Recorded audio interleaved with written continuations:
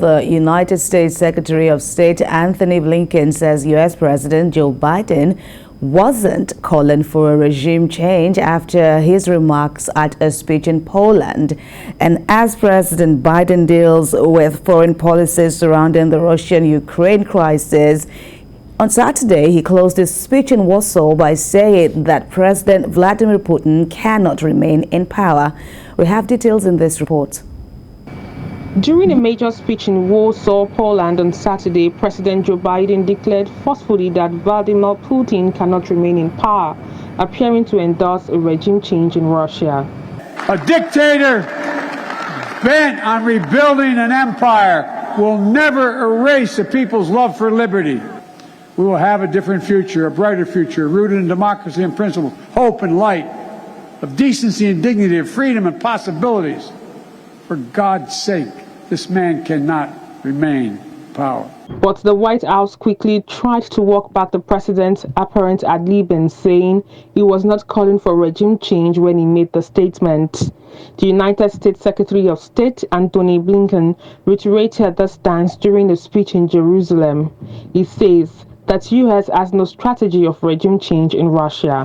I think the President, the White House, made the point last night that, quite simply, President Putin cannot be empowered to wage war or engage in aggression against Ukraine or anyone else. As you know, and as you've heard us say repeatedly, we do not have a strategy of regime change in Russia or anywhere else for that matter. 4 missiles hit Lviv, which is just 60 kilometers from the Polish border, on Saturday, and President Biden has again vowed to defend every inch of NATO territory. Don't even think about moving on one single inch of NATO territory. We have sacred obligation. We have a sacred obligation under Article 5 to defend each and every inch of NATO territory with the full force of our collective power. There are claims that Russia's aim is to split up Ukraine. Kyiv head of military intelligence, Krylo Budonviv, says Russia is trying to create North and South Korea in Ukraine. Starting on Monday, the next round of face-to-face negotiation between Ukraine and Russia will take place in Turkey.